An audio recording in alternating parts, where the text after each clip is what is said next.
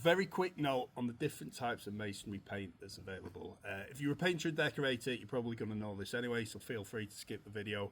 If you're not a painter and decorator, or you just want to know my thoughts on the matter, keep watching. Right, okay, 3 different types of masonry paint here. The first one, so this is a standard trade masonry paint. So probably 80% of your decorating work is going to be carried out with masonry paint like this. I use Santex. I think I'm right in saying that they are the industry leader, so they sell more than anyone else. However, I would have to check that, so apologies if it's wrong. The opacity is absolutely fantastic. The finish is absolutely bang on, and it is reasonably priced. That is a good masonry option. Then you've got Pliolite. So Pliolite just refers to the bonder that's in it, the binder that's in the paint. So and it's oil based.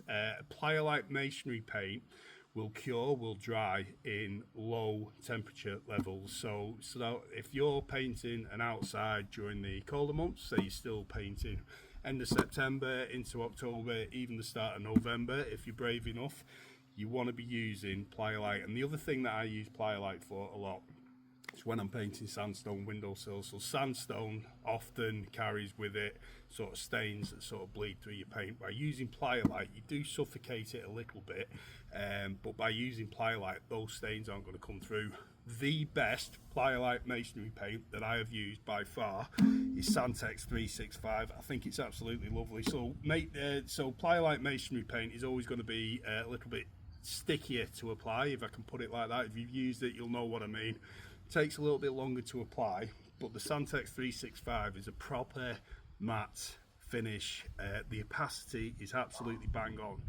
The finish is lovely. So that is by far my favourite Pliolite masonry paint. And then the last masonry paint that I want to mention, so this is the Emperor paint. So this is a silicone based masonry paint. So silicone based masonry paints are slightly different. There's a different sort of resin binder to it.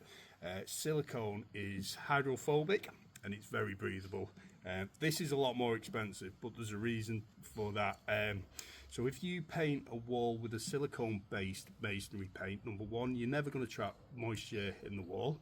It's always going to be able to escape. You can paint it on lime render, and you can paint it on other silicone coatings, and it actually repels water. So if you were to throw a bucket of water over something that has been coated with silicone masonry paint, the water's just going to bead up and roll straight off.